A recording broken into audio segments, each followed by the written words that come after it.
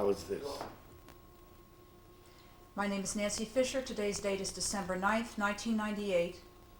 I'm here to interview the survivor, Bernard Szabo, in his home in Fayetteville, North Carolina, USA. The language of this interview is English.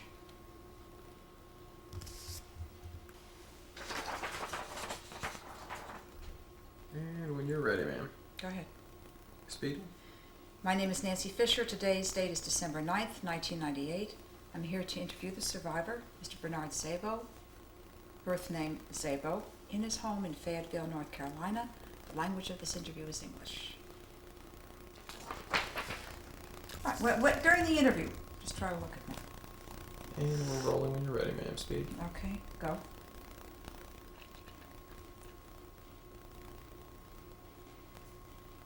Please tell me your name and spell it for me. My name is Bernard Szabo, Bernard Szabo. What was your name when you were born? My name when I was born, as closely as I remember, would have been Bela. B-E-L-A, Bela. Szabo Bela, because in Europe they used the family name first, right? And then in Yiddish it was Berish. What was your Hebrew name? Dov ben Menachem. Dov ben Menachem, the son of Menachem, my father. Did you have what we would call a nickname? Was there a familiar name that was used in addressing you? No, they just called me Berish because mostly they spoke in Yiddish. When I grew up, when I was a child, as close as I remember, we were spoken in Yiddish. Did you speak Yiddish outside your home as well? Outside the home, the schools, the school I went to, it was Czech. You know, it was Československa Republika, and it was, the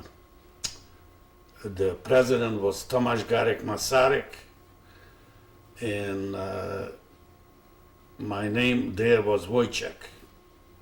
But I can't spell it. I forgot how to spell it. Szabo Wojciech, you know. Without the Z, by the way. What is your date of birth? My date of birth is August 7th, 1923. And where were you born? I was born in Malá Hutovo, In what country? Czechoslovakia. It was Czechoslovakia then. What was the nearest large town?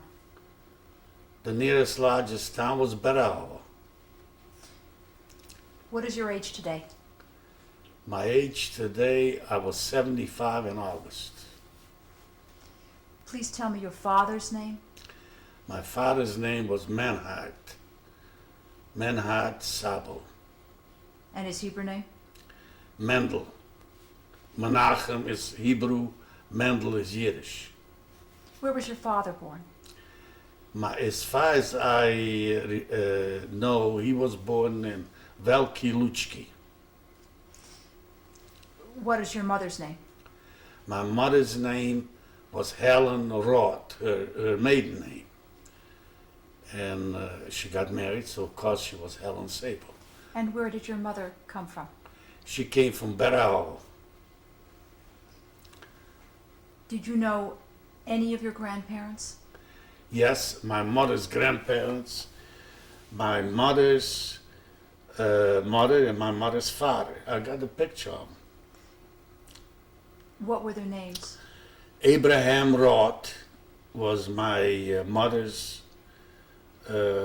father, was my grandfather, and her name was Scheindl.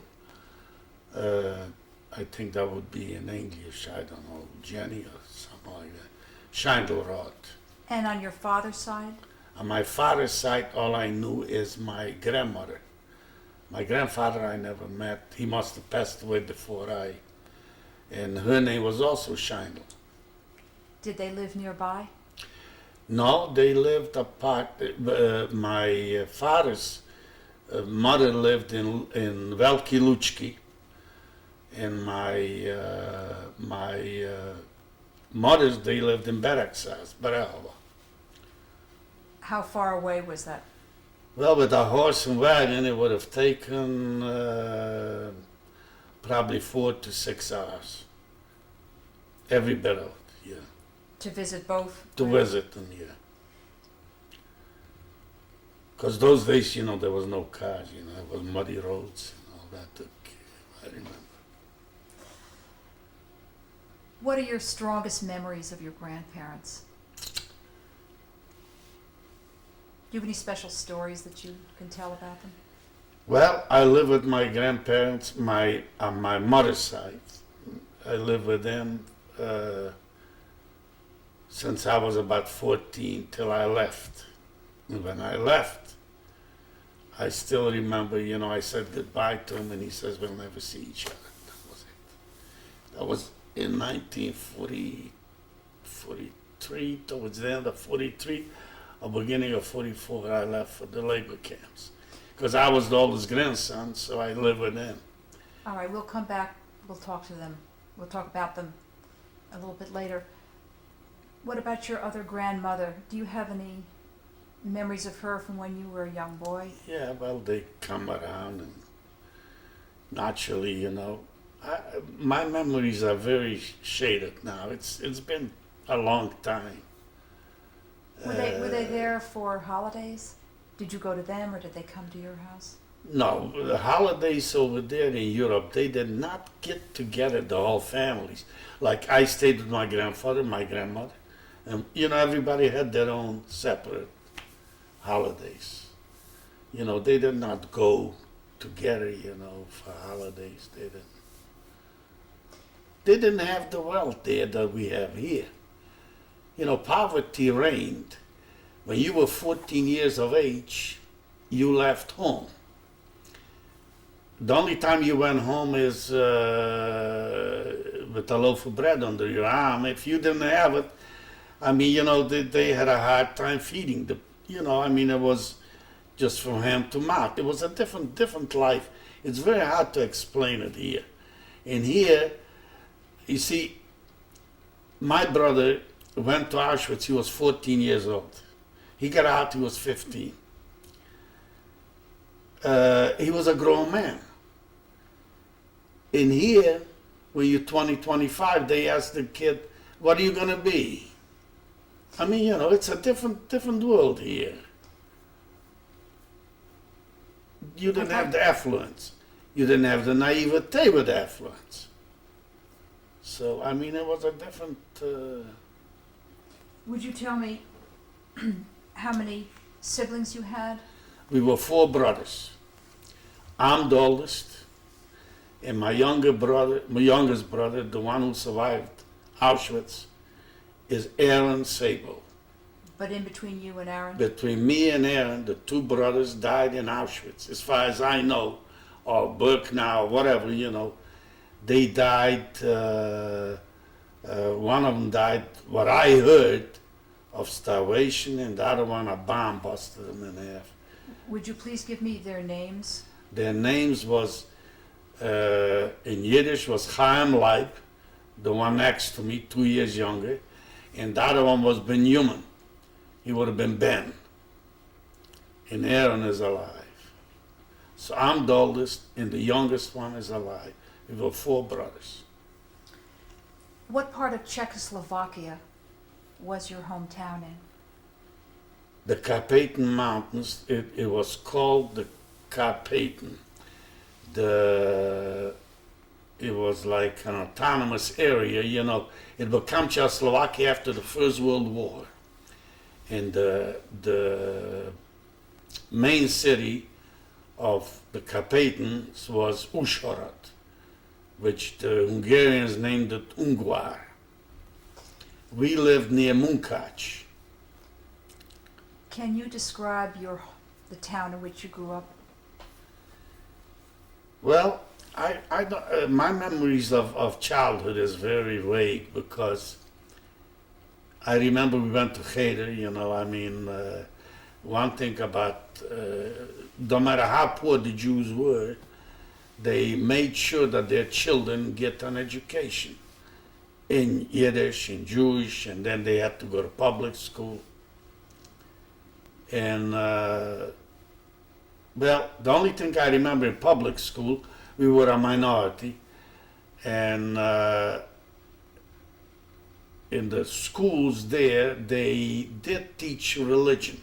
In other words, it was a compulsory 2 hours a week of religion. Jewish rabbis come in, Catholic priests come in, and then they had Baptist ministers coming in. Twice a week. That's why I'm very much against religion in school. Because this is what happened. After they got through in school, they went out of school, the Catholics were beating up on the Baptists, because they said because they were different. And the Jews, the Jewish rabbi, I still remember, used to hold us back. He says, let them fight it out, then we'll go. After a while, they got together and they beat us up. So religion was always I don't know, they used it for, to beat up on one another. So religion to me is a very sticky. Can you describe your childhood home? The childhood home. Well, we had a horse and wagon for transportation. There was no cars, no trucks. I remember one time we had 2 horses with one eye. One of them was blind and the other one had one eye. And we got up early in the morning. We had chickens and ducks and geese to feed. And we got up early in the morning to bring the horses in and hitch them up. And my father used to pray, like they always do, and he ate. And then he drove into the city of Munkach, We had a little grocery store. Did you grow up in a house? Yeah. What did the house look like? The house had 3 rooms. The kitchen in the middle. Half of the kitchen was a big oven where my mother used to bake the bread for the week. In one room was the bedrooms with 2 beds in there, and 4 of us slept in one bed. There was no mattress. They used to make, instead of a mattress, they used the burlap bags, they sewed them together, split in the middle, and put straw in, and changed the straw twice a year, so the flies wouldn't eat you up or whatever. And washing, you had to take the clothes. They took it La Toritza. There was a stream of water where my mother used to scrub. Where did you In get the water? front door, the front of the house, it was 3 rooms. The front of the house was the grocery store with a bell. I still remember when they opened up the door, the bell rang, and my mother ran there, take care of the customer. It was barter. They brought in corn, and she gave them some, whatever they needed, kerosene lamps, because there was no, the town we lived in, there was no facilities. There was, other houses, and we had, the stable where the horses used to be, and there was no running water. It was a well. Where was the well? The well was in the backyard. And we used to, all the neighbor, either way, we used to get the water from the well. And how was light? Light was kerosene lamps. No such thing as, I remember in the 30s, 38, 39, when I was in Berksas, my uncle lived there, my mother's youngest brother. And they had a radio. Half of the town came by, near the window to listen to the radio. It was a big item, a radio.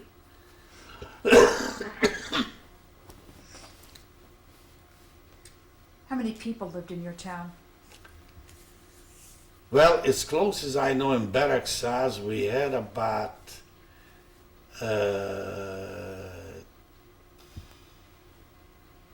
10,000 people, roughly. But in Malahotova? In Malahutova, that was just a little town, a little village. How many were Jews? Very few Jews. As a matter of fact, that's why my grandfather moved to Beraksaz, to Berel, because there was no, the Jewish community, it was very little. It was just maybe 2-3 families, Jewish families. They all moved into Beraksaz later on. Was your father's occupation typical of the Jews in that town? Yes, they used to be tailors, shoemakers, barbers, bakers, butchers. That was the typical. The Jews had, they used to learn, a trade so they can earn a living. That was the big thing. Then they had, in Beraksaz, people went, they were cutting down timber, timber and pushing it down the river. I mean, things like that, they started Sunday and worked till Friday. How many days a week was your father's store open? 6 days a week, Sunday through Friday night. Saturday was the Sabbath. When would the store open up in the morning? Whenever we get up, and when the chicken, we had a rooster, the rooster will come up, and then, they opened up the store. How many hours a day was it open? 10, 12 hours, I would say. What other kinds of things were sold in that store, other than the ones you mentioned already? Well, groceries. The groceries was brought in from Munkac, and mostly kerosene was selling. I don't know. It was very, it was just a wall like this, loaded with groceries, different things. Who went to buy the supplies? It wasn't a food line, I'll tell you that Yeah. much. Who went to buy the things that were sold The in the groceries, store? my father. He went into Munkac, and that's where they bought him. And he also delivered for other people too. That was a delivery thing, with a horse and wagon. Did So you the ever horse- go with him? Oh yeah, he took me a few times. Since I was the oldest son, he took me, when I was about 10, 12 years old. He took me into Munkac. And that was the life. Life was very, very hard. Thinking back, I don't know why in the heck they even stayed there. I can't figure it out. But they stayed.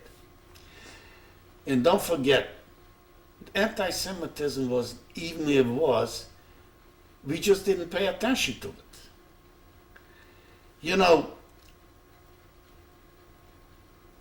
Till this day, sometimes I get together with my brother, and we mad, why didn't my father, he was in Prague twice, to leave to come to the United States, he always came back. For what? There was, the poverty was, I don't think it was worse than it's unbelievable. What are the reasons you think that he stayed? I think because people are, they just, once you get used to a certain spot, that's where you want to live. Like my brother, he came here to the United States, and we stayed in the Bronx. And he got a job in Brooklyn. I says, Aaron, why don't you move to Brooklyn? He says, I don't know, I kind of like the Bronx. Once you get used to a certain place, I think we are territorial, like we like the spot, we. What are your strongest memories of your father? Well,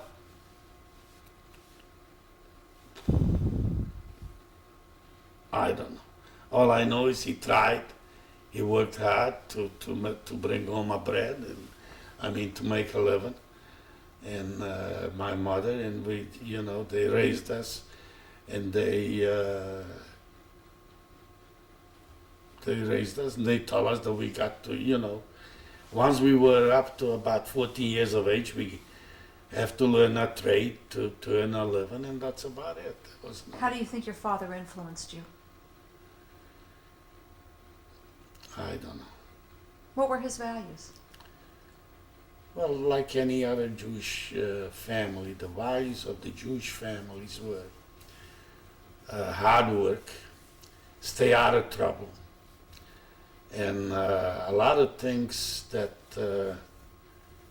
I think the values. I think it was the Jewish religion. We had a certain value.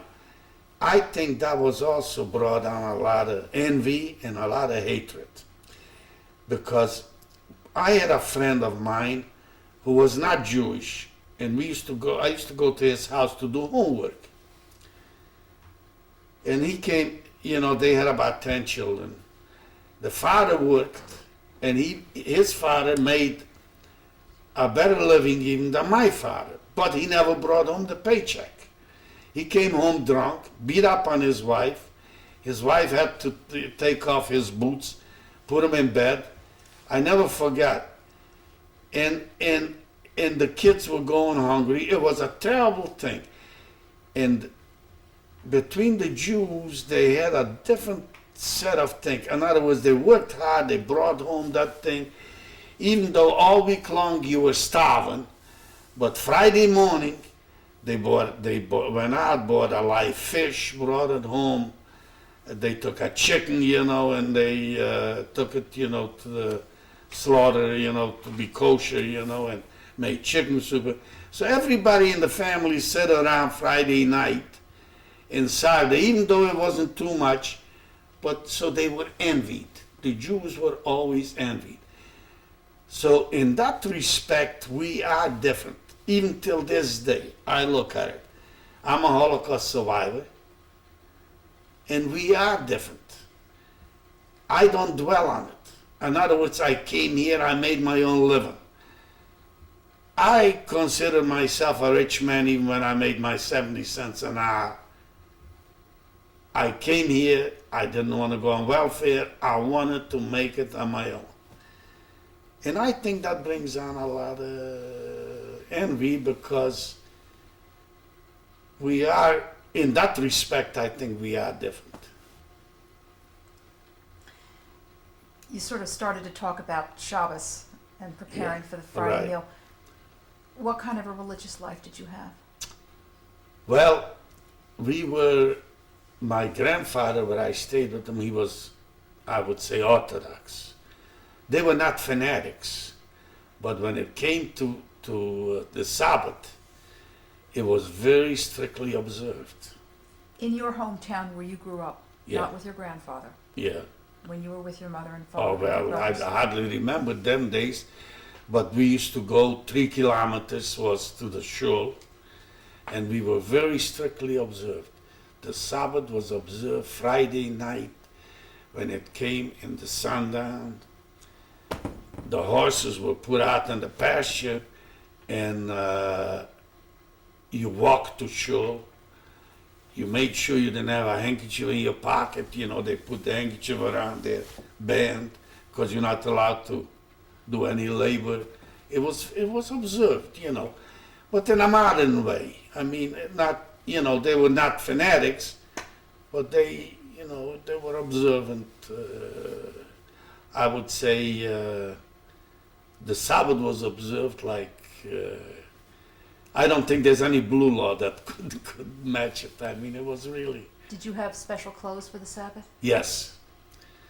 We had 2 shirts, and one shirt was Sabbath. We put it on, we wore it to the next Sabbath. Next Sabbath, we put on another shirt. Oh, yeah, no question about it. What Always clean shirt was going on for Friday. Because you didn't change shirts here like in here, you change shirts every day. Over there, you wore a shirt a week. What was your Sabbath meal like? Well, it was chicken soup and a piece of chicken and, a piece of fish. And it was a challah, they made Who made the challah? blessing. My mother. There was no such thing. You didn't go to buy a challah, like here, you didn't have the bakeries.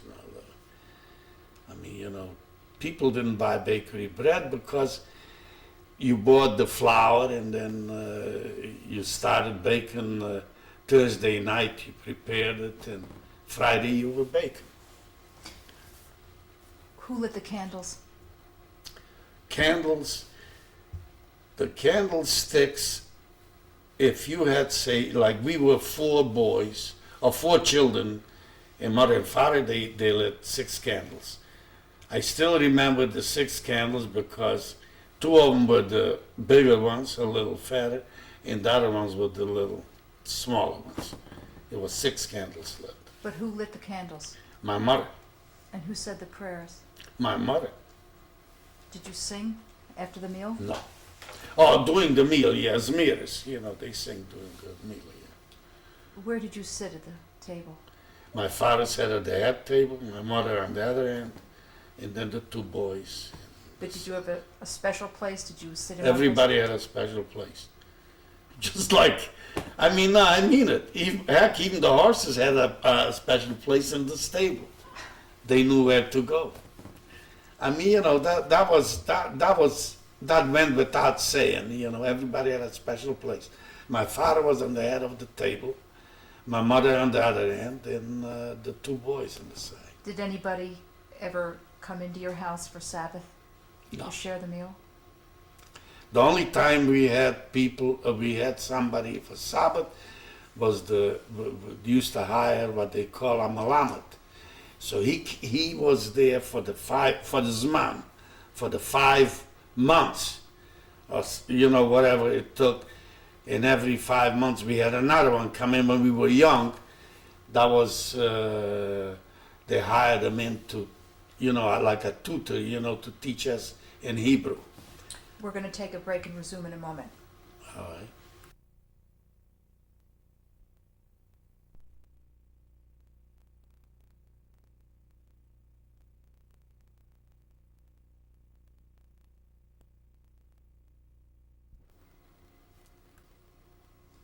This is tape number 2, December 9th, 1998, interview with Bernard Szabo. In the first tape, you were talking about the Hebrew teacher that stayed in your house. Tell me a little bit more. Well, he stayed in the house. In the end of the 5 months, he was supposed to get X amount of money. Or they bought him a suit of clothes.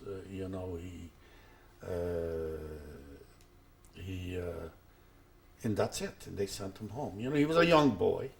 Why did he come to your house? He stayed with us. He was also a poor fellow. He came, that was his job for 5 months.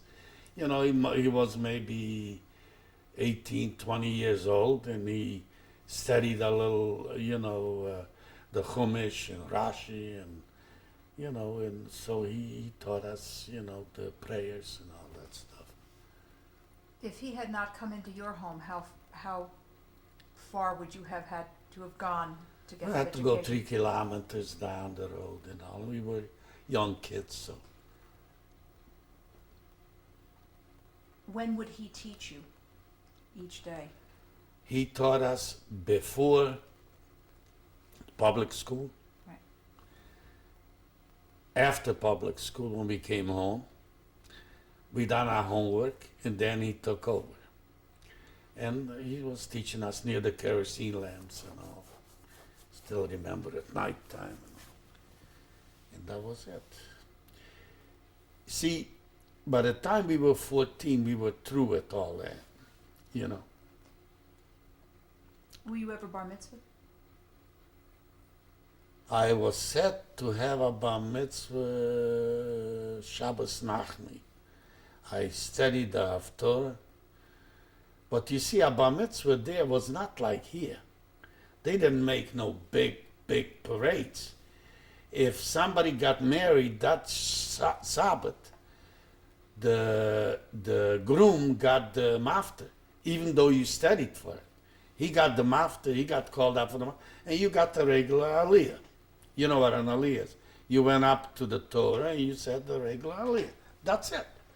I mean, and if you got them after, so you gave out, you brought a couple of bottles of schnapps, and some, cookies or whatever, and that's it. And you put in everybody's stand, a cookie and a little schnapps, and they said a bruch, and that was it. There was they didn't have no dances. In here, I mean, I just came from a bar mitzvah from Colombia. I can tell you all about it. Did you have a favorite holiday? Favorite holiday? Well, I wouldn't. I don't recall any favorite holidays. All the holidays were favorite. Don't forget, we were a minority. Although in Bereksaz, they had as many Jews, more Jews living there than Gentiles. But we had good relations. Give you an idea, in Bereksaz you had about 7 synagogues, but you only had one or two churches. And we had good relations. I mean, people got along till the Hungarians. When the Hungarians came in, they started, segregating the Jew to wear the stars and the yellow band. I mean, Jews were not allowed to go out after dark, or allowed to go out in the morning. It was, that's when anti-Semitism started in 1938. Before 1938, as you were getting older,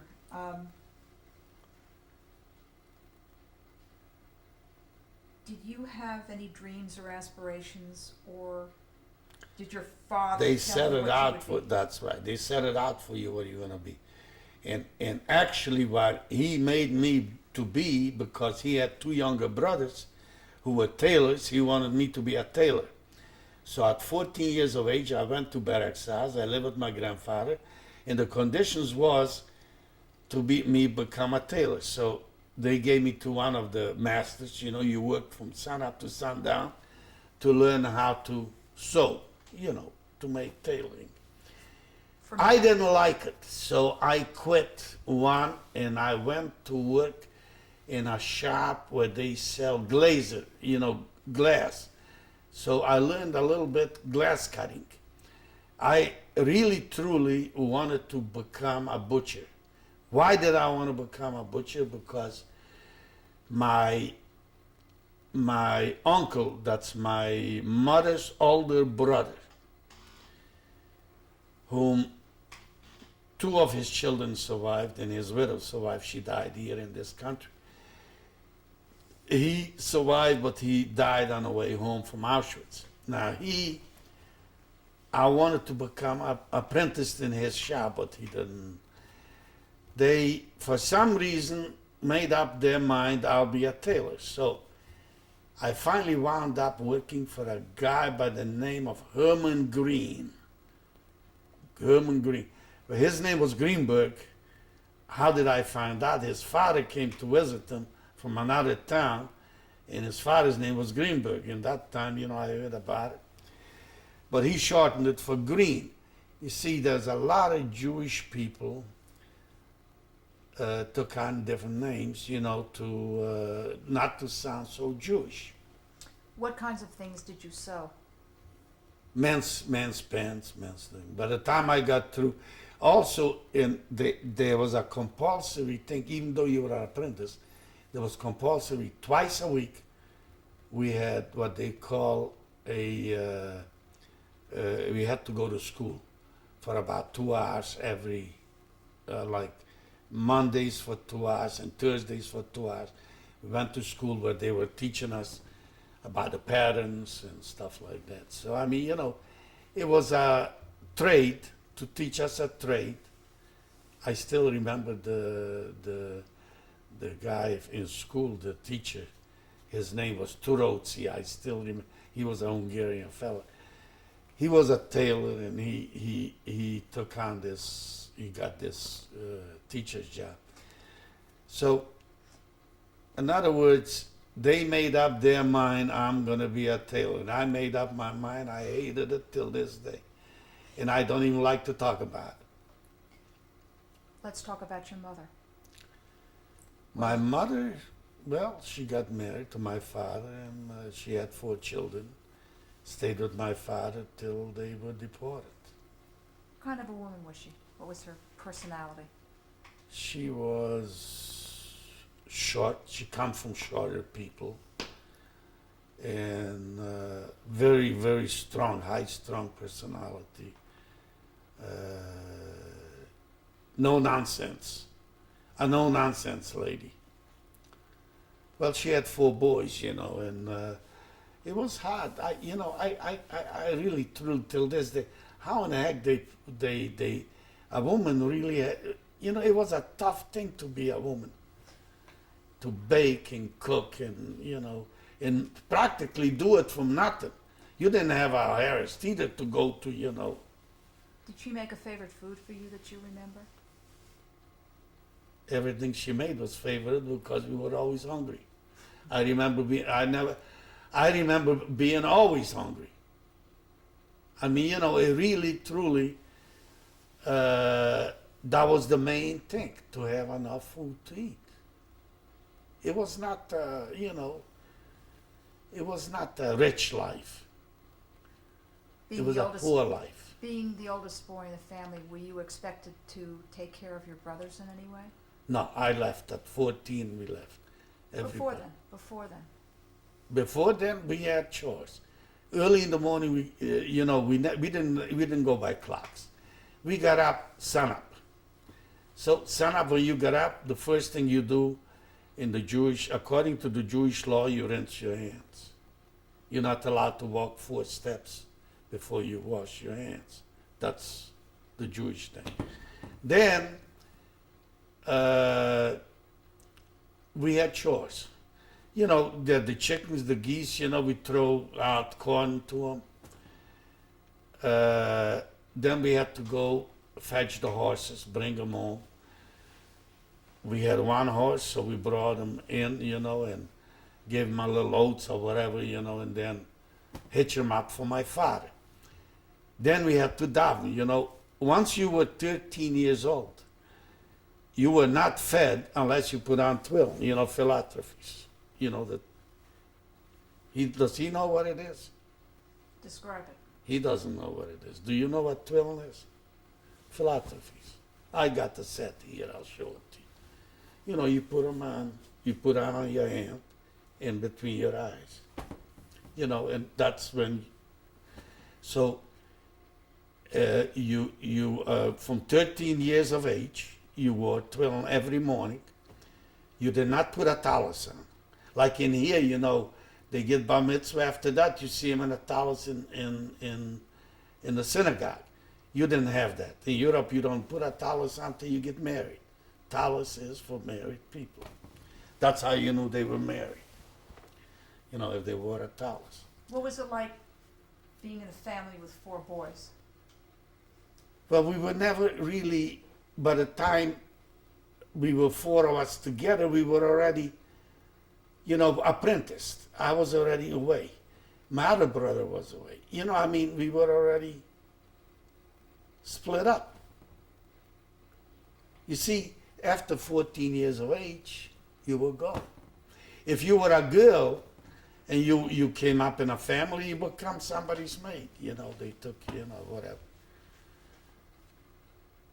It was not, it's very hard to explain it. It was not a life like here.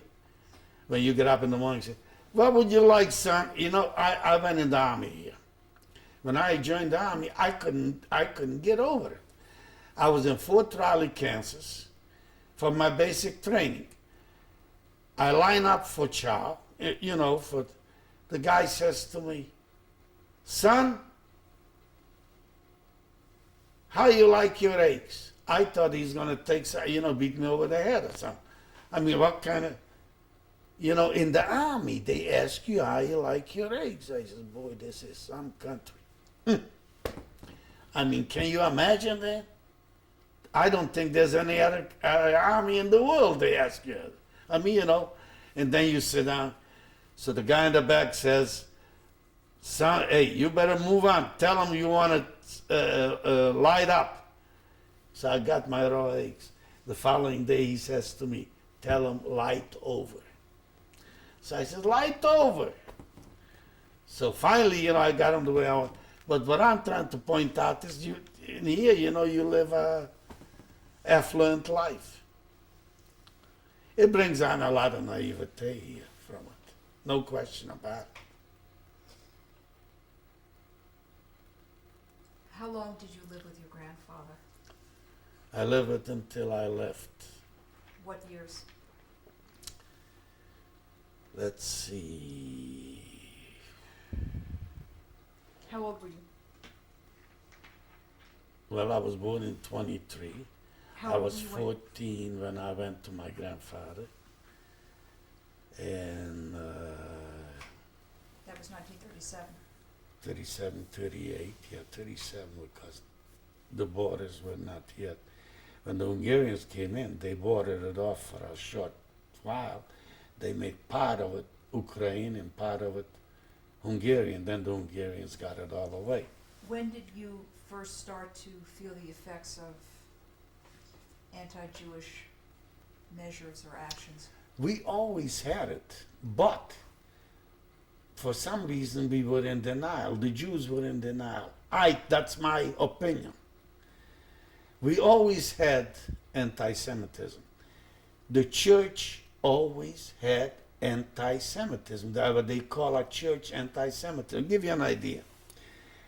I was a little bit rambunctious, as a young child. I want to find out the difference between the Christians and the Jews. Now, in Leipzig, where we went to the synagogue was down the bottom of the hill. The church was on top of the hill. Naturally, all the churches were Catholic, because it was predominantly Catholic. So I sneaked into the church. I wanted just to hear a sermon. When I got out of there, I would become anti-Semitic myself from the sermon. Because the sermon was hammering home how the Jews killed Jesus. I was a child. I came home and I started talking. My father says, hold it. And he explained it. He says, listen, that's the way. There was a priest that used to say good morning to my mother every time, he took up his daily walk. As a child. All of a sudden in 38, 39, when he saw my mother, he went to the other side. He didn't say hello to him anymore. You see, me personally, I blame the Vatican, the Pope Pius XII, the Holocaust. In my opinion, he's as guilty as Hitler. And I'm not minimizing it because I think he could have stopped it. In my opinion. Now, I don't know. You see, this is from a Jewish perspective, so maybe I shouldn't even talk about it. But there was such thing as a church anti-Semitism, in my opinion. But Hitler only carried it out. But during the time that you were living with your grandfather, when did life really start to change for you? When the Hungarians came in, we were not allowed to go out certain times. In other words, the Jew was not allowed to go out, and we had to wear that star. I'm talking about the time that you were with your grandfather Yeah. for 3 years. Yeah. So Well- if you started in 1937 to 1940, Well, the Hungarians came in about, 38, 39. So soon they came in, they started out with the anti-Jewish slogans. Even though I was an apprentice, they said it'll blow over. Can you imagine going out in the morning with the Star of David in home, listening to the old people saying, it'll blow over? at what age did you have to put on the yellow star? I was about 15 years old, 15, 16 years old. What was that like for you? Well, it's pretty hard to explain it. We had to put it on here. You know, we took all the yellow cloth that was available in town and helped one another. You know, we had to sew it ourselves and cut it out and sew it on to our garments. It was a tough proposition. And then I stayed with my grandfather. I never forgot. I got what they call a behivo, you know, a piece of paper that they call you in, like you would call in here to the army. What they call that paper?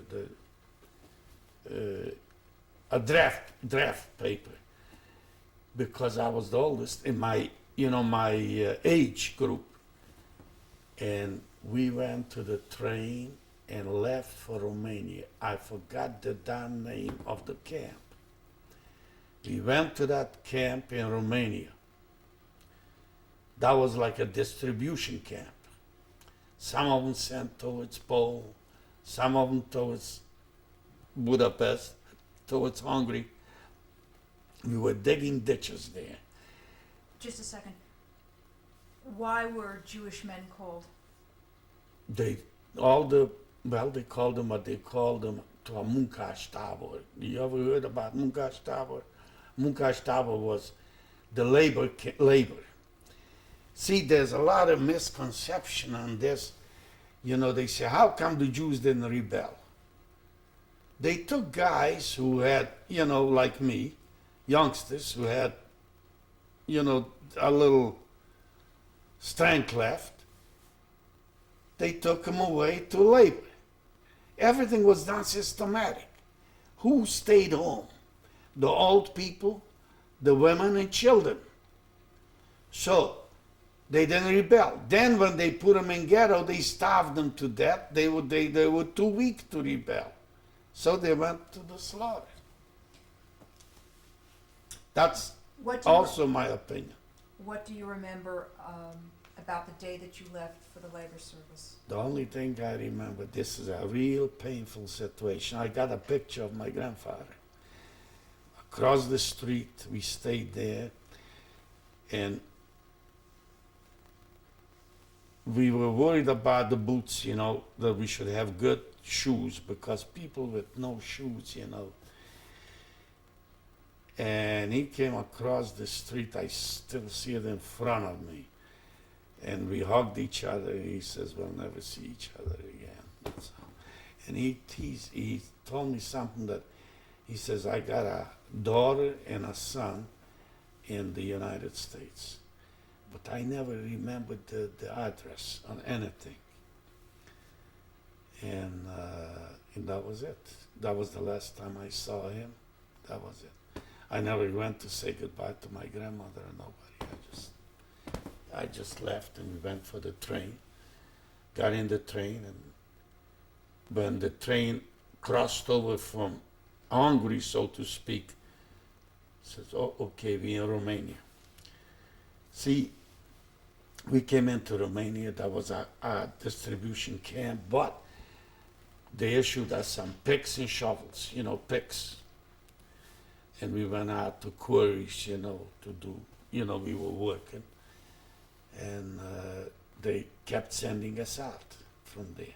Some of them they sent to Poland, some of them they sent to Budapest. What time of the year was this when you entered the labor service? I think this was in the fall. Did you have adequate clothing or tools to do the work? Whatever clothing we had, our own. If you didn't have it, you just didn't have it. That was a horrible experience. I still remember, that was the most horrible experience. Aside from Chopron, that thing was terrible because we had, you see, that's why I wanted to show you the pictures. We had people come from my hometown, Jewish people. Don't forget, there are a lot of them, they had what they call the payas. And they were stubborn, and a lot of them wore the tzitzis, what they call, that's the talos. You know what Talasquidden is? Do you understand Yiddish a little bit? Okay. Talasquidden means a thing that you wear all the time. But the people like me, at least if they warm underneath. But those people warm, they came to camp and I says, you know, we used to tell them, cut them things off. And I saw guards come up and grab it and tore them, you know, with a flash and all. They were screaming. I mean, you know, some of them were so fanatic. I call them Khomeinis today. You know, there's a religion, in my opinion, is a killer. But why, were there other reasons that they were targeted? Other than their Just clothing? because they were Jews. Plain simple. How were you treated in this labor camp? How many hours a day did you work? From sun up to sundown. How we were treated? Beat up every time, even if you had to be inconspicuous. Never volunteer for nothing. Till this day, I don't volunteer for nothing. Inconspicuous. Play dumb. To survive. It was a survival. Who was in charge of you? Well, in charge of us was not the Nilos. The Nilos turned us over to the, what they called the Iron Cross. In the Romanian, they were called the Iron Cross. I still remember the doggone head. It was cruel as heck. It was horrible, horrible. People were starving. Another thing too, you see, guys like me, we didn't give a damn. As long as we got a hold of anything, we ate it. You know, like, you take an Orthodox child, they would not touch, you know, pork. Now, in Europe, they used to have what they call the side pork, you know, like the fatback, okay? And heck, you know, you eat a piece of it, you know, you needed it to stay alive. They didn't touch it, so they starved the heck. I mean, you know, they sent them to, so certain, like I say, certain of us, they sent, I was lucky. See, my name, Szabo, I don't think you'll find another Jewish Szabo in nowhere. I don't think that guy from Minneapolis, Minnesota, there's a Szabo there. Szabo is not a Jewish name. Szabo is a Catholic name, you know that. Please tell me, A Hungarian name. did you eat things that you normally wouldn't have eaten? Just to Oh, stay yeah. alive? Anything I laid my hands on. Don't make any difference what it was. How did you make that decision? You mean it's mentally? I just want to survive. I wanted to survive to tell the world about it. That's all. Every day, when I got up in the morning and I came in at night, when I went in, you know, they had us in barracks, I said, that's another day I lived through. Can you describe the barracks you lived in? Yeah, straw. You know, on straw, and that's it. If you had blankets, you had blankets. If you didn't, you didn't. You froze. In other words, whatever you brought with you, that's what you had. They didn't issue anything to you. And in the morning, you got up, you got the basket, you got up. Potato peel soup was the food that mostly they made, you know, soup.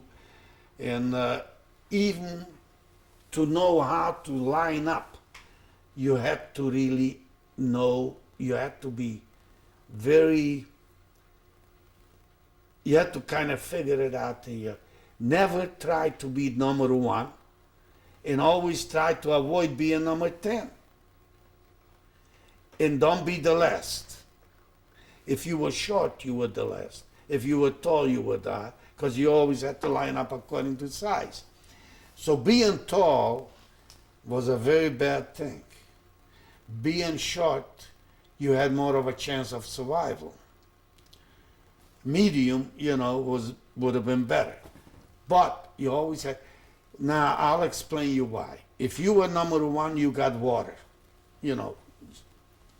If you were somewhere in the middle, the guy kind of maybe he took a look at you. You got a few peels in the soup, a few potato peels. If you were the last guy, you might had very little left.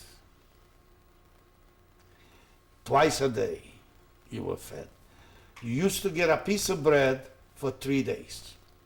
Now listen careful with this. For 3 days, they give you about a third of a piece of bread. So the bread, you wouldn't dare leave it in the barracks. You put it between the shirt and your body. So it was between the lice and the body, because you had lice.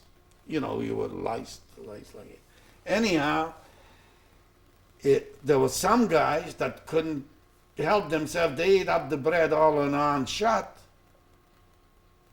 They never lived to see to get that next time, because so you had to kind of nibble on it. Discipline. Everything was discipline. We're going to take a break and resume in a moment. All right.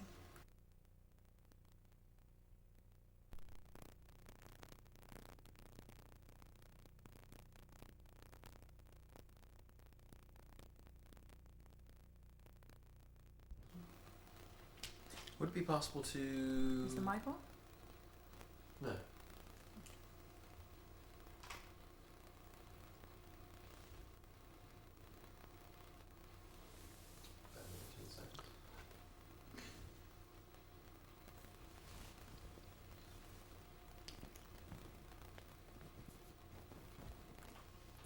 Quiet, please. And we are rolling. This is tape number 3, December 9th, 1998, interview with Bernard Szabo. At the end of the last tape, we were talking about conditions in the barracks. About the feeding. We were talking about the feeding. Well, the feeding was very, very traumatic. In other words, if a person didn't have any discipline, he died because he did not conserve, like the bread. It was done for 3 days. Very few people had the third day left any bread. Let's face it, they were hungry. But the more discipline you had, the more your chances of survival. Now, if you were a smoker, forget it. You were dead. I don't know whether you heard this from anybody, but I'm going to tell you about it. If you were a smoker, you sold your bread for cigarettes. Where did the guys get cigarettes? Nobody got cigarettes. You know how we got them? The guards threw away butts. We picked them up. And we accumulated butts. Then we sold it to a smoker for bread. So, as we, the guy that he got his cigarettes, we got the bread, we survived, he died. Do you see what, do you understand what I'm trying to bring up? Discipline was the order of the day. Did people try to steal food? Oh yeah. There was one case that comes to mind. He's a nice fellow too. But that was a horrible thing. If somebody stole food and, they knew who it was, the Häftlings, Häftlings means the prisoners amongst ourselves, killed them. That was like a kangaroo court. I don't even want to talk about that. I can't. Anyhow, that was it. There was very little stealing because of it. It was very strict rules amongst the prisoners. Who would have taken care of a situation like that? Who would have? Everybody. They got together just like Just like you have some people, you know, it was a horrible thing because that was the life, you know. But it happened. It didn't happen too often. Because, like I said, everybody slept with it inside. But everybody was weak. When you fell asleep, you know, it was. How many men slept in the barracks?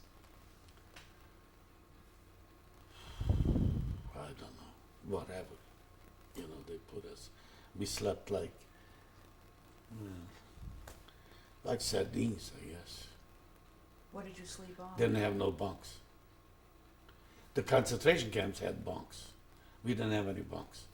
It was like we were slept in old synagogues or in old, you know, stables. You see, don't forget, all over Eastern Europe, animal stables were not sheds like here. They were stables, closed in. Were you moved around? No, except when they moved us away from Romania, when we went to Hungary. So I was in New Buda. That was a different quarters. Then from there I went to the Austrian border. And that was, you know, we were moved to different places. When you were in Romania, did you have to wear anything that identified you as a Jew? Yellow band. No stars. We didn't have any stars.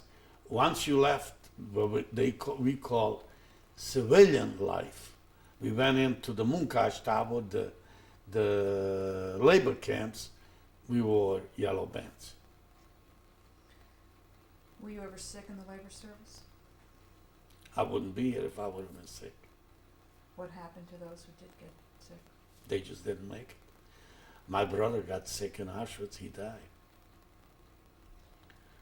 What happened to the men who were in the labor service with you if they were sick? They died. Was there any medical care for them?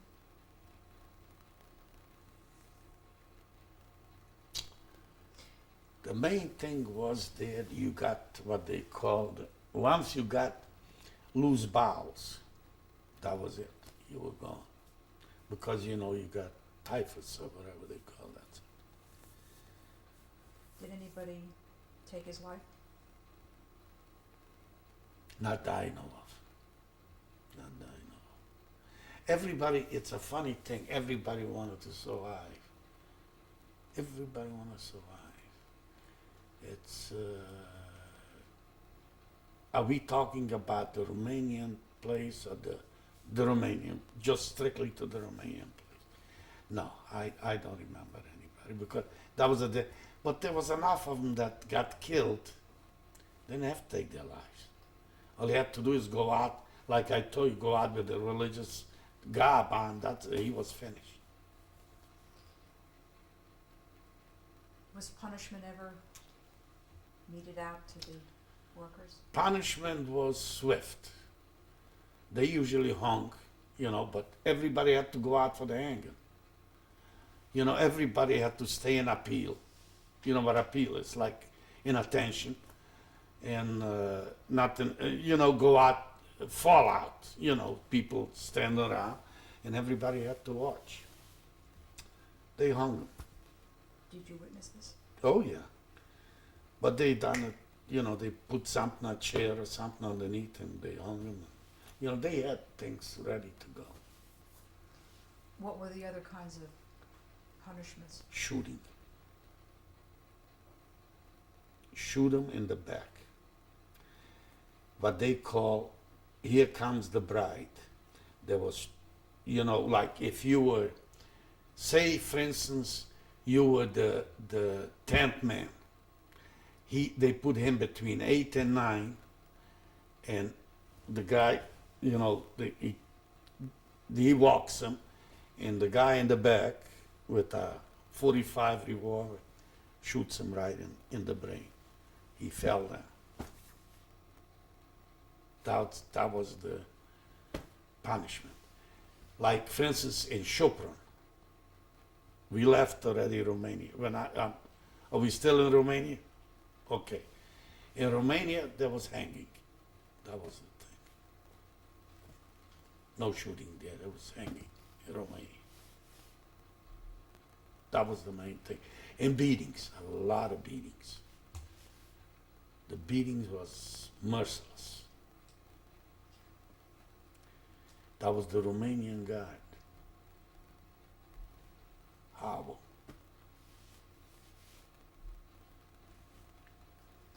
Is there anything else that you'd like to say about this time? About the Romanian thing, that's it. Was there anybody who was with you that became a support system to you? Well, not in Romania, because we didn't get to know each other too much, because everybody was going, shipped different places. So, as far as Romania was concerned, that was it. How long were you there? I cannot recall the timing. 6 months, 4 months. I'm trying to find. I knew the name of the place because that's the first camp, and I can't it just doesn't register. But I remember Budapest. That I remember that as clear as can be. If you want me to talk about it, Budapest, I remember as clear as can be.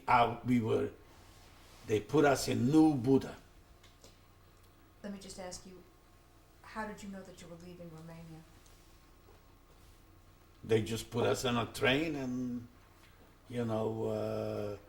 they said, this way, this way. I didn't even know where we were going to land. I landed from Romania in Budapest, and I was in New Buda. Now, that was not a bad thing there. I was in camp. As a matter of fact, the food got better, and I got a job there. I had attend to the horses in the stable.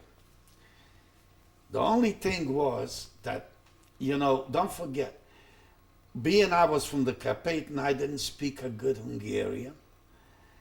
And, there was a lot of things going on between the Häftlings, that's between the, so to speak, the people, who were enslaved, and somehow, when I was with the horses and all, I was really doing good because they used to give the horse feed, so you had something to eat, all the time. Then I used to drive in we had a German guy, we used to go in to bring the produce for the labor camp. So I used to drive over from New Buda to Old Buda, on the bridge in Budapest. You ever been in Budapest? There's a New Buda and an Old Buda, in Budapest. They have a bridge. And the only thing is that job didn't last long because somebody bid for it and they pushed me out of that job. So then I got back in the camp. But the food was a little better and the clean, we got cleaned up a little bit, deliced, a little bit. It wasn't that too bad, if my memory serves me well. Don't forget, this was over 50 years now. They even cooked some mashed potatoes up there, that was a big item, to get something in your belly. And bread, was a little more, bread, and that was the big item, really. By the time you arrived at this labor camp, what was your physical condition like? In Budapest, as a matter of fact, I got a little lift. Budapest really gave me a little lift. Like I say, I was with the horses in the stable. I slept away from the people, in the stable. And I got myself a little put together. Gave me a little lift. And then, you know, we went out every morning, went out to work, you know, and got our black coffee and all that. And once in a while they cooked a meal, you know, that was a little better, you know, a few more potatoes. Potato soup de la, you know, I still like potato soup, but not potato peels. I don't care for potato peel, I like to peel them. People say that's good for you, it's vitamins. I said, you keep them, I don't want no potato peels. I will. I mean, it reminds me, you know, I like my potatoes, but peeled. At what point in the war were you in this labor camp? What What year? this was in 44 already. In Budapest, I was already in 44. See, very, very little time in 43 that I was in, you know, between Romania and Hungary. This was in 44. So in Budapest, you know, actually they were losing the war already. You know, the Russians were coming in. In October, they took the whole camp and put us in a what they call it, in a boxcar, like sardines. That boxcar, I'll never forget it as long as I'm alive. They brought us into that boxcar, and we had one fellow, you know, we wore yellow bands, but they had some Jews that wore white bands. You heard about that, didn't you? You know the white band Jew? That means he didn't even know he was Jewish. But he was third generation or fourth or whatever. And a priest came and he was, you know, kind of trying to make it holy, you know, the deportation. See, the Hungarians, at that time, I think they wanted to stop the deportation. I don't think that they were too happy about it. You know, it was then, October 19, this was October 19, this date I remember, October 1944. Because in October already it's getting cold over there, you know. I mean, it's not an easy thing. Now, they put us in there, and we were there a solid, I think we were there close to 24 hours. I mean, I thought that train will never go anywhere. No water, no nothing, no, we couldn't go, you know, they had what they call them, young guys, Nilosh, around, you know, around the train with the guns. The guns were longer than the kids. They were guarding, you know, the thing. And we were there, and that fella there with the white band, he says, "Ein nem vagyok Zsidó." That means I'm not a Jew. So the I don't know what happened. The priest, you know, anyhow. Ultimately, I think they took him out of there. They took him out of the picture. Then the train took off, and they gave us some, you know, a little bit of water and all that in the train, and the train stopped in Sopron. But it looks to me like we were in that train there, who knows how long. You know, from Budapest to Sopron is not that doggone long. But looks to me that we were there 2 days or whatever. We got out of the train, we come into Sopron. This I remember.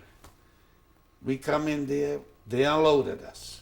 They brought us in town, and they made us squat like this all night long. We were squatting like this. Couldn't get up, you know, I guess they didn't know what to do with us. The following day, they put us into some kind of barracks, you know, on the edge of town. Who took you off the train?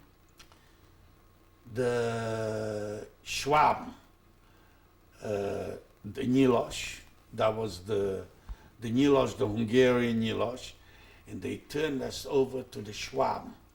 The Schwaben is the Austrian, what the heck, what would you call the Schwaben? It's Austrians, right? Schwaben is Austrians. And believe it or not, young kids guarded us. But we were hungry, you know, nobody wanted to rebel. In the morning you get up, the guy, you know, next to you, he didn't squat good or whatever. The kids, you know, had fun with them. They killed them, they shoot them. So we had a UPO and a Kapo. Jüdische Polizei, that was a UPO. And then they had a Kapo. I still remember the Kapo, he was from Budapest, Moses. We had a doctor, he was a UPO, the Jüdische, he was in charge. He was a very nice man, the UPO. He says, don't worry, you know, the following day they let us, you know, get up on our feet, and then they put us in barracks the following day. We went to work, what they call in the Waldschule. They called it the Waldschule, cutting down trees. You know, chopping the sides and cutting down trees. I was there for 5 months. I got freed by the Soviet Union. Now, I don't know what happened, but we were going to work every day. Potato peel soup. We got a little bit of some black coffee or whatever, not coffee, I don't know what the hell they call it, some kind of mush, anyhow, whatever. The point is, we were there 5 months. I was there 5 months. One morning, this was around April, October, November, December, January, February, March, around April. Anyhow, around April, one morning, we had to fall out on appeal while it was dark. They never took us out of the barracks when it was dark. Forget it. You know, we didn't fall out on appeal till it was light. But this morning we fell out dark. It must have been about after midnight, something like that. All sick call. Sick call, if you fall out on sick call, they march you to the latrine, shoot you and, you know, throw you in there.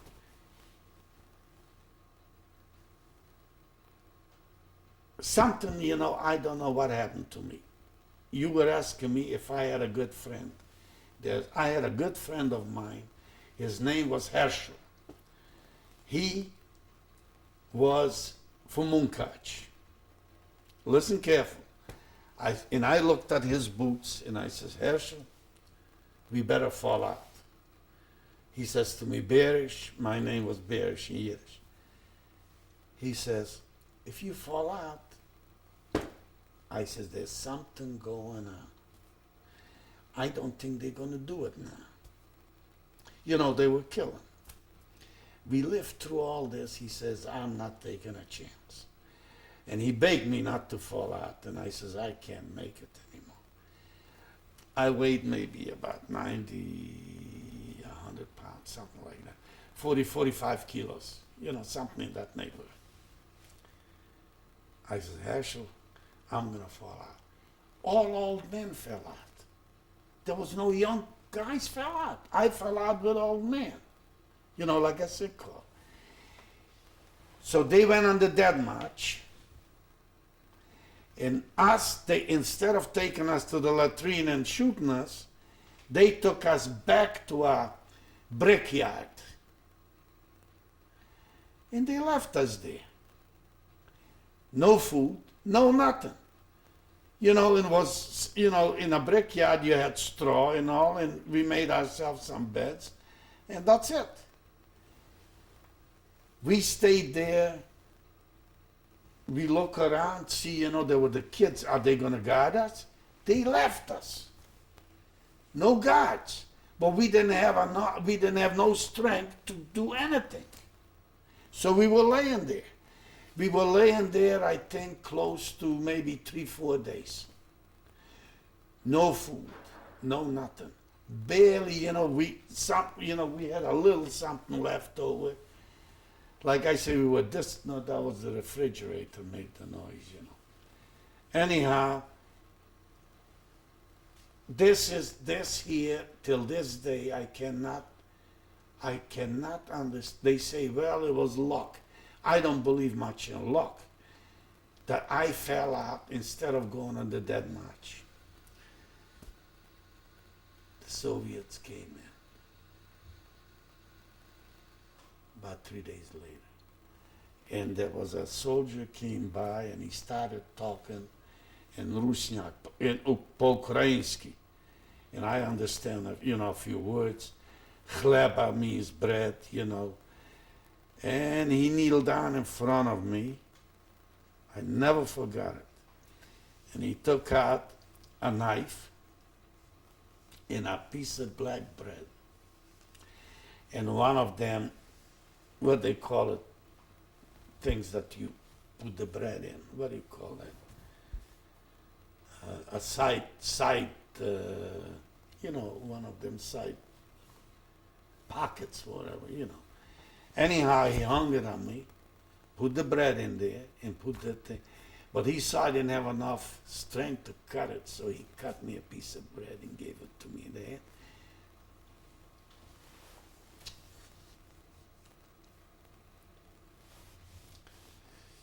Anyhow, here I am. He left me the knife and left me the bread. And he picked me up and he took me out of the shed.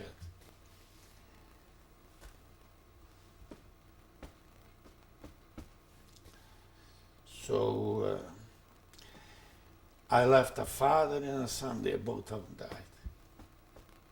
I was in the middle. And after that, I think the Soviets, they put a fire to the shed because typhus broke out. So I was there in Sopron, the Soviets, that's wine country, there's a lot of wineries there.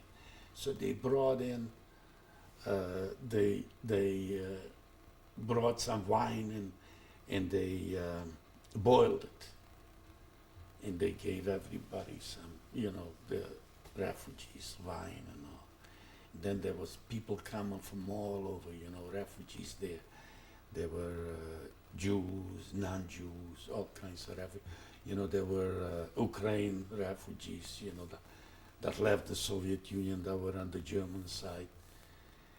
And we were there, I never forget, the following day, we were free to do whatever we wanted for 2-3 days.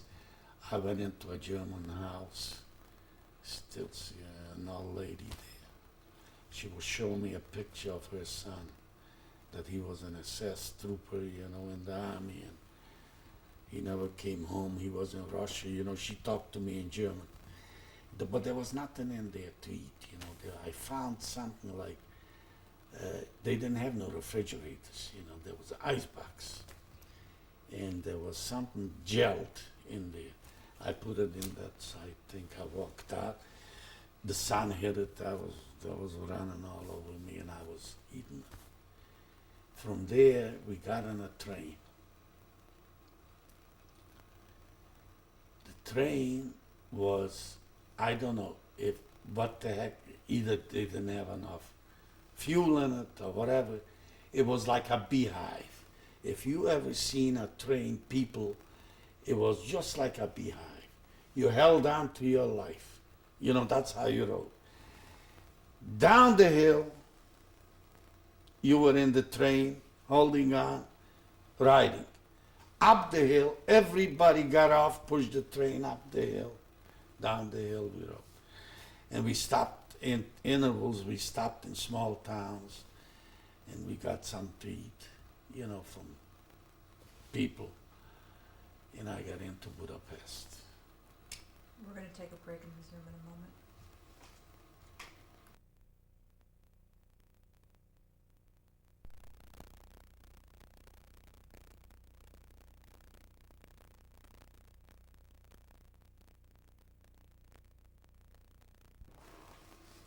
What would you think? What was it? Some people, you know, everybody, it's luck, you know, they'll say it was Bashert, they'll say, you know, who knows, But he died on the dead march. Herschel. Because I met his friend in Munkach after that, he told me he died. 4. And X. we are now rolling.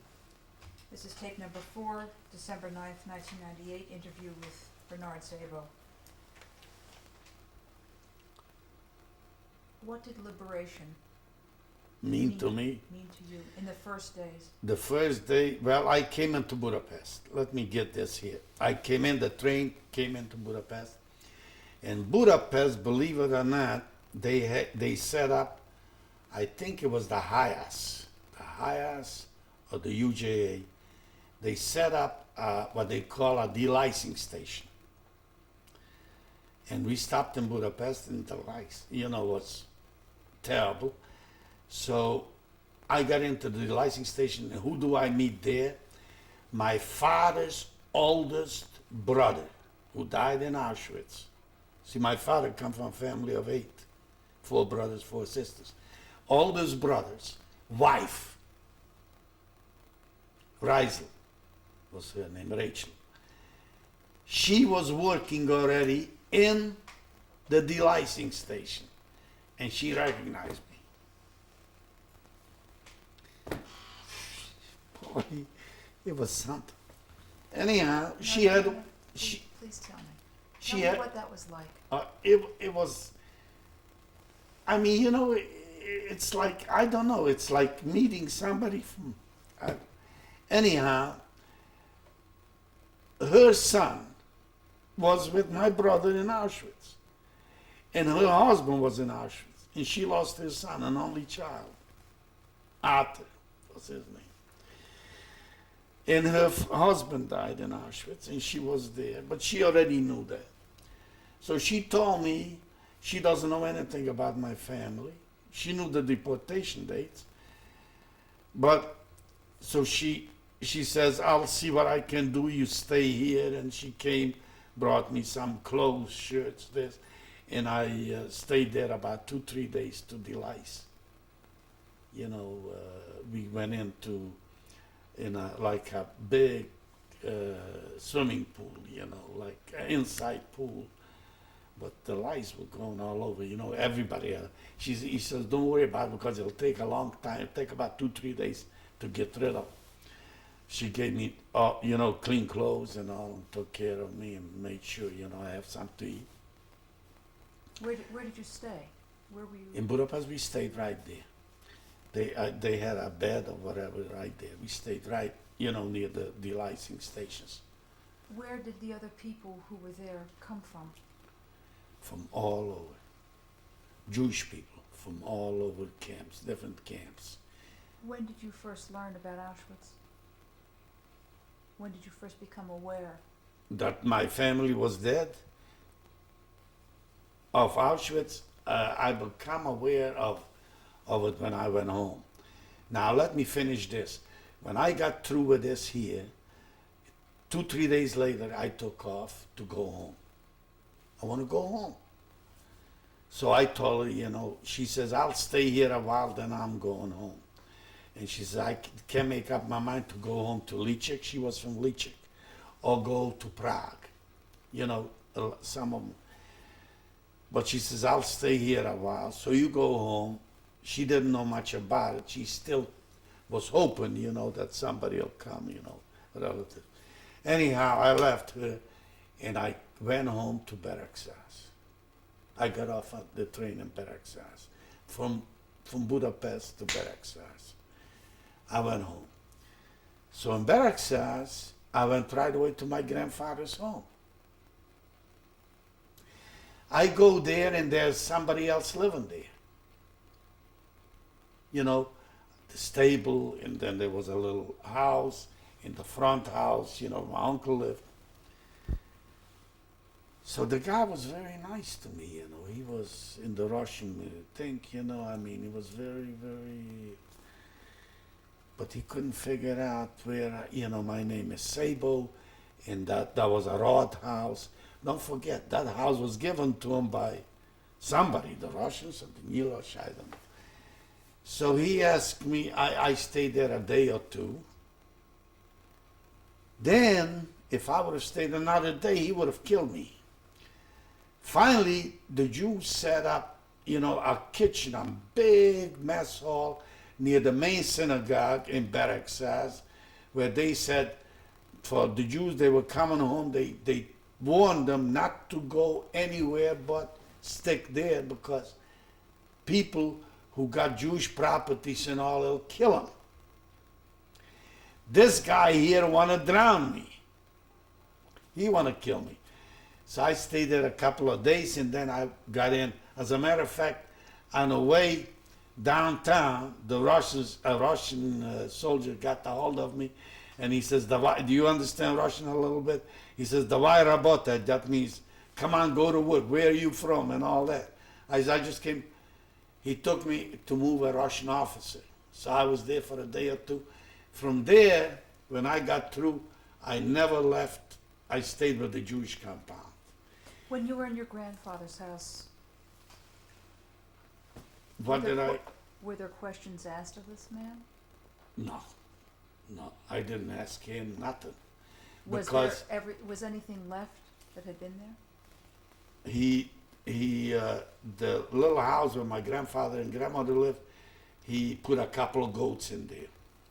You know, he didn't live there. He lived in the main house where my uncle lived, you know, his youngest son.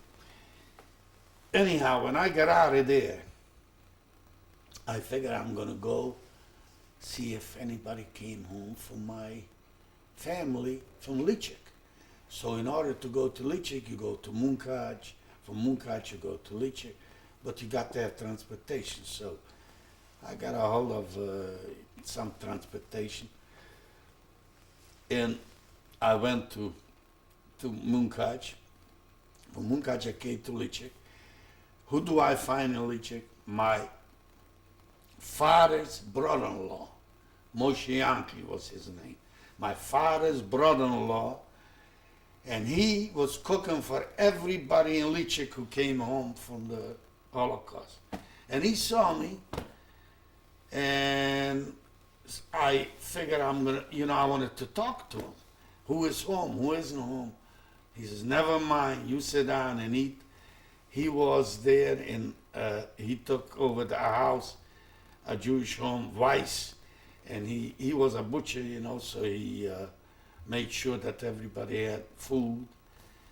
And I says, did anybody come home? He says, nobody yet, but he says, your uncle is home. That's my father's two brothers, youngest brothers, survived. All the rest died. But my father's youngest brother, one of them, anyhow, he says, they in Minkaj. But we were not that close, you know, so I says, well, if they survived, somebody must have survived from my family too. So we waited. I was in home, you know, between Lichik and Bereksaz.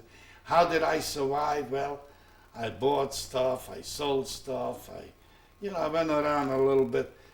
Then I found in Bereksaz my mother's oldest brother was a butcher, and the fella that used to work for him, Moish, he's alive, he's in Israel.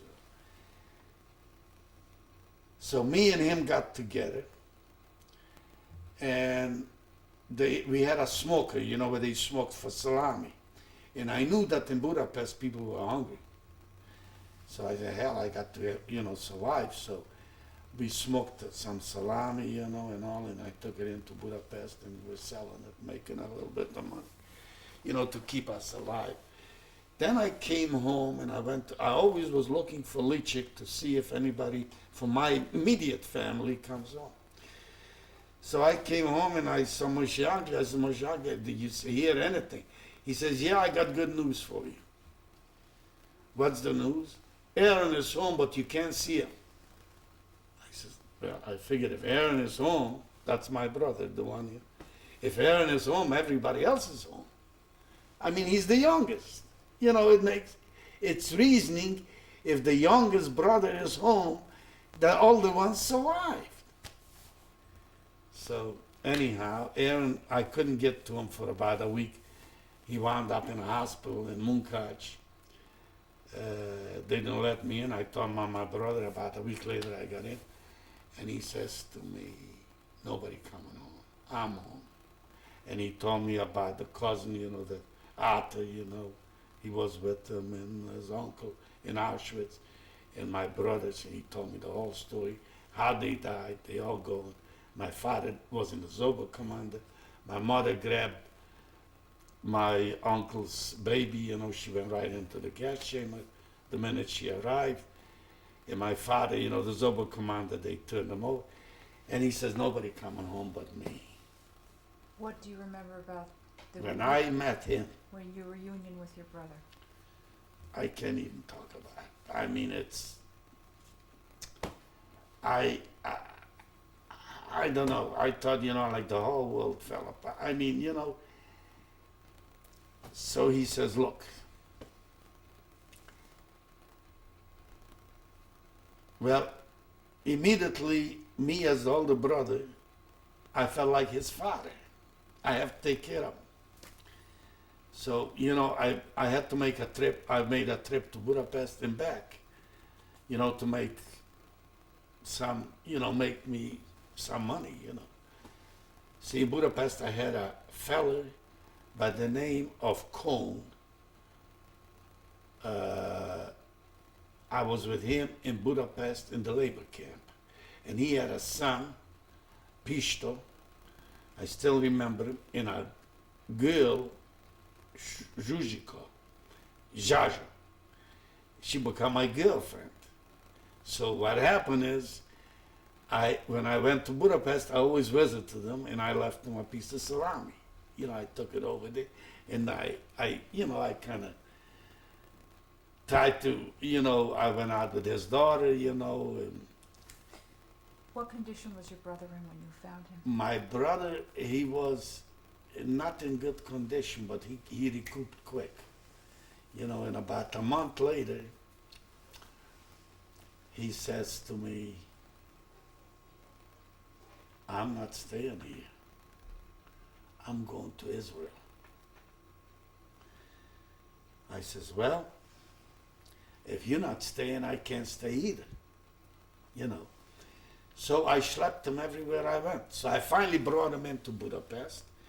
And I figured I'll keep him in Budapest. They had places with, for Holocaust survivors, they had the UGA, the HIAS. He want to go, and I says, Aaron, whatever you do, don't go without me. Because I was busy, I want to make a few pengers, there was, money, to survive.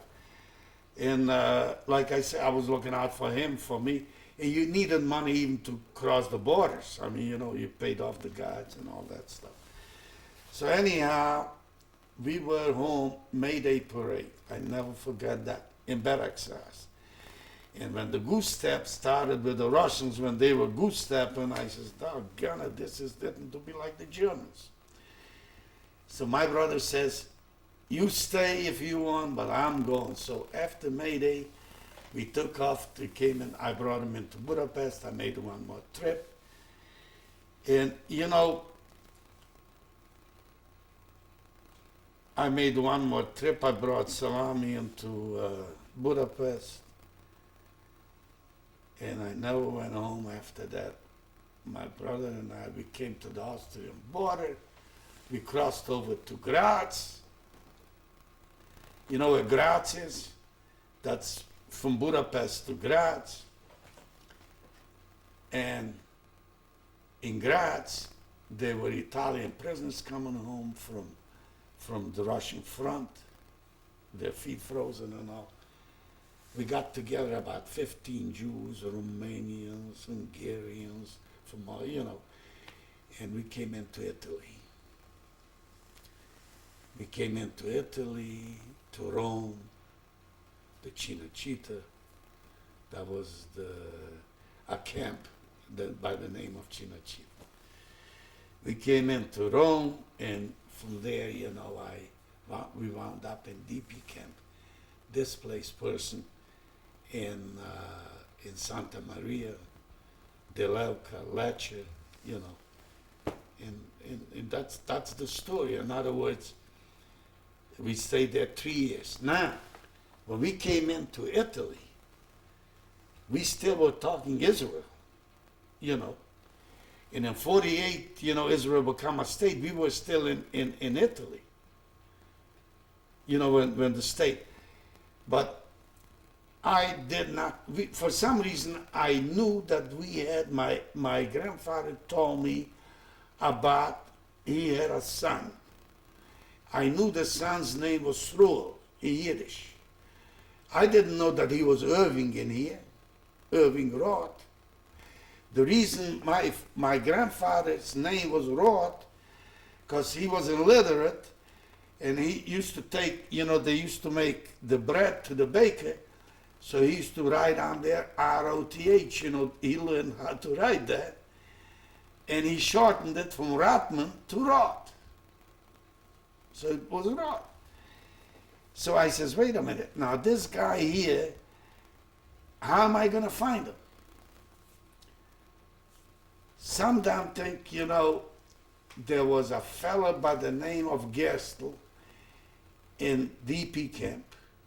He was from Ushhorod. He was a Holocaust survivor, and he met a girl from Poland, a very intelligent person, and she got a job with the Red Cross in DP camp.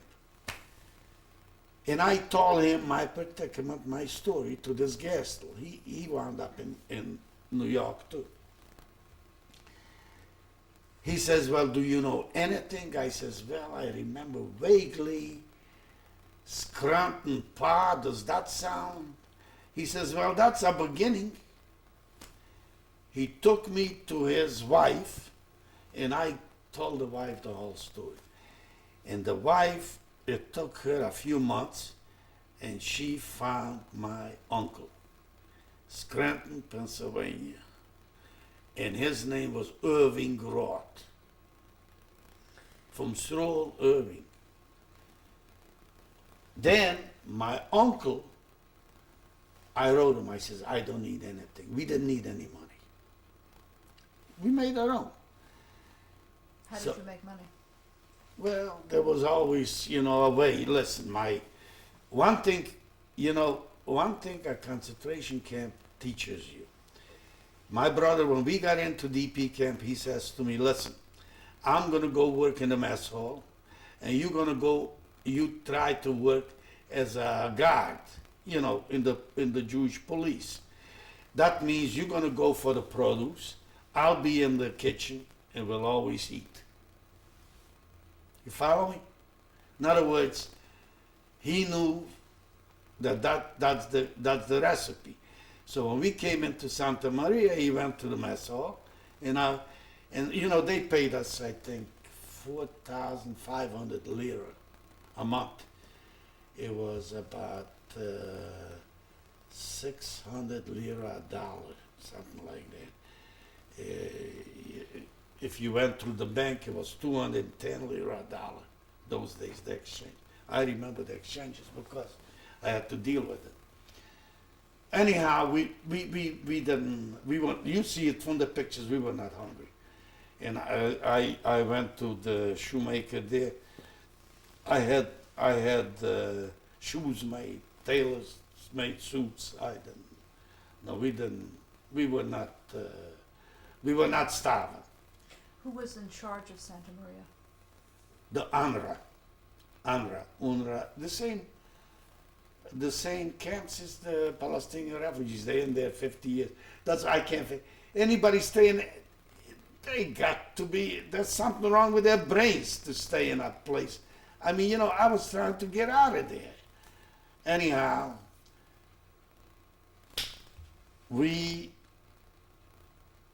I found my uncle, he sent us $25.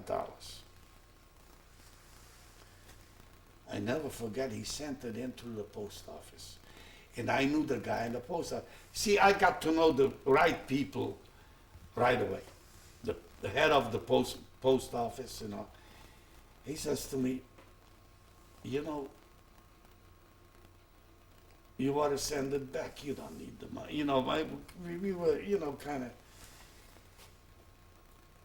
So I went to see this lady who found my uncle. She says, whatever you do, don't send it back, because you'll spoil everything. Just write him a letter that you don't need any money from him. All you want is papers from him. So she composed the letter in English because she knew things.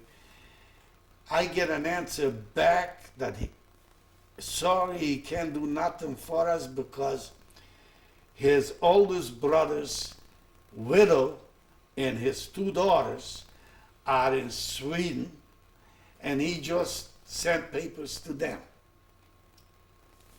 That didn't set off good with me at all.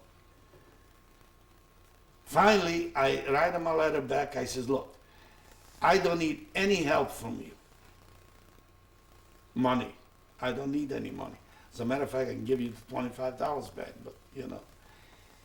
All we want is papers from you to get an affidavit.